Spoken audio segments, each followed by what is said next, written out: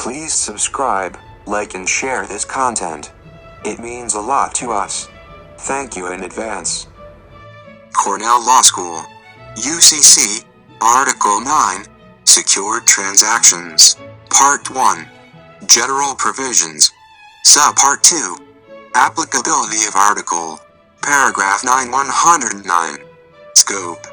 A. General scope of Article. Except as otherwise provided in subsections C and D, this article applies to 1. A transaction, regardless of its form, that creates a security interest in personal property or fixtures by contract. 2. An agricultural lien. 3. A sale of accounts, chattel paper, payment intangibles, or promissory notes. 4. A consignment. 5. A security interest arising under Section 2401, 2505, 2711, 3, or 2A-5085, 5, as provided in Section 9110, and 6. A security interest arising under Section 4210 or 5118. B. Security interest in secured obligation. The application of this article to a security interest in a secured obligation is not affected by the fact that the obligation is itself secured by a transaction or interest to which this article does not apply. C. Extent to which article does not apply.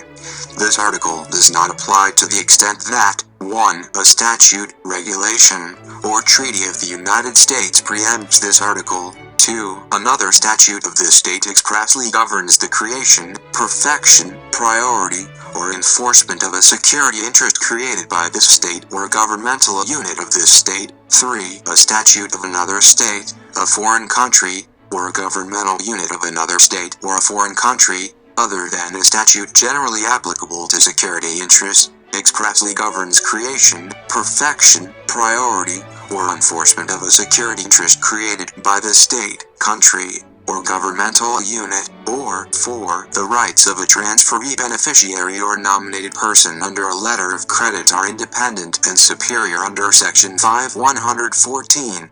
D. Inapplicability of Article. This article does not apply to 1. A landlord's lien, other than an agricultural lien. 2. A lien, other than an agricultural lien, given by statute or other rule of law for services or materials, but Section 9333 applies with respect to priority of the lien. 3. An assignment of a claim for wages, salary, or other compensation of an employee. 4. A sale of accounts, chattel paper, payment intangibles, or promissory notes as part of a sale of the business out of which they arose. 5. An assignment of accounts, chattel paper, payment intangibles, or promissory notes which is for the purpose of collection only. 6. An assignment of a right to payment under a contract to an assignee that is also obligated to perform under the contract. 7. An assignment of a single account, payment intangible, or promissory note to an assignee in full or partial satisfaction of a pre-existing indebtedness. 8. A transfer of an interest in or an assignment of a claim under a policy of insurance, other than an assignment by or to a healthcare provider of a healthcare insurance receivable and any subsequent assignment of the right to payment, but Sections 9315 and 9322 apply with respect to proceeds and priorities in proceeds. 9. An assignment of a right represented by a judgment, other than a judgment taken on a right to payment that was collateral. 10. A right of recoupment or set-off, but A. Section 9340 applies with respect to the effectiveness of rights of recoupment or set-off against deposit accounts, and B. Section 9404 applies with respect to defenses or claims of an account debtor. 11. The creation or transfer of an interest in or lien on real property, including a lease or rents thereunder, except to the extent that provision is made for A. Liens on real property in Sections 9203 and 9308. B. Fixtures in Section 9334.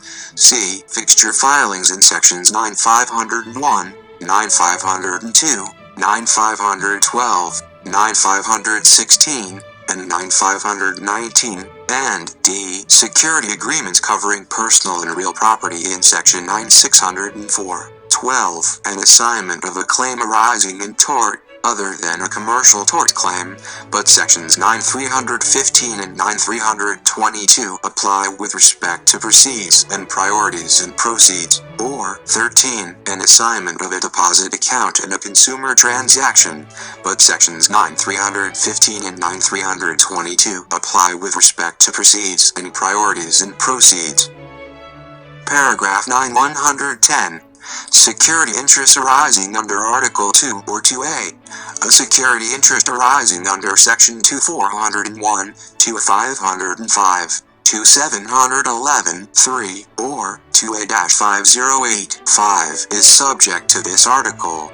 However, until the debtor obtains possession of the goods, 1. The security interest is enforceable, even if Section 9203(b)(3) has not been satisfied. 2. Filing is not required to perfect the security interest. 3. The rights of the secured party after default by the debtor are governed by Article 2 or 2A. And 4. The security interest has priority over a conflicting security interest created by the debtor.